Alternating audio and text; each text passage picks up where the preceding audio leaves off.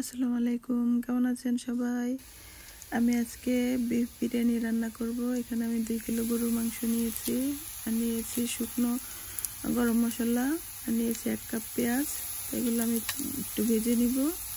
ভেজে নেওয়ার পর আমি গুঁড়া মশলাগুলো দিয়ে দিব। আমার ভিডিওগুলো যারা দেখেন সবাইকে অনেক অনেক ধন্যবাদ। এখানে আমি 1 চামচ গুঁড়া মরিচ দিয়েছি, তারপর 2 চামচ ধনিয়ার গুঁড়া, 1 চামচ জিরার গুঁড়া, আর লবণটা যার যার টেস্ট অনুযায়ী আপনারা দিয়ে দিবেন।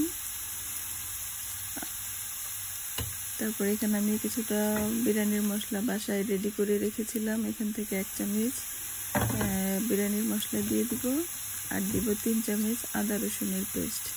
তো সব মশলাগুলো আমি একটু কষিয়ে এটার মধ্যে হালকা পানি দিয়ে ভালো করে একটা গ্রেভি তৈরি করে আমি মাংসগুলো এখানে দিয়ে দিব।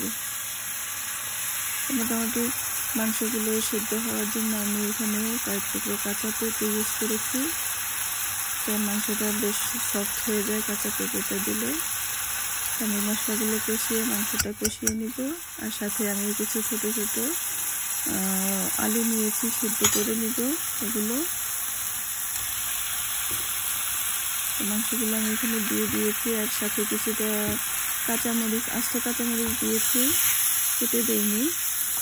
মাংসটা এখানে কষাবো মোটামুটি বেশ পানি ছাড়াই, আর আলুটা সিদ্ধ করে নিয়েছি। এখানে আমি কিছুটা কেওড়া জল দিয়ে দিব। মাংসটা মোটামুটি আমার সিদ্ধ হয়ে গিয়েছে, আর একটু ঘি দিয়ে দিব। তারপর আমি চালটা হাফ সিদ্ধ করে নিয়েছি, এটাকে আমি সেট করে নিব অন্য একটা হাঁড়ির মধ্যে মাংস দিয়ে। তারপরে চালটা দিয়ে উপরে আলুগুলো বিছিয়ে দিব। এখানে আমি দুধ আর ঘি আর একটু বিরিয়ানির মশলা মিক্সড করে নিয়েছি উপরে দিয়ে দেওয়ার জন্য। তো মোটামুটি আমার বিরিয়ানিটা আমি রেডি করে নিয়েছি, এটা আমি কিছুক্ষণ দমে বসিয়ে দিব। তো মোটামুটি বেশ সফট হয়েছে আমার মাংসগুলো। তো হয়ে গেল আমার বিরিয়ানিটা ঝটপট। কেমন লাগলো আপনাদের জানাবেন। ভালো থাকবেন সবাই, আল্লাহ হাফেজ।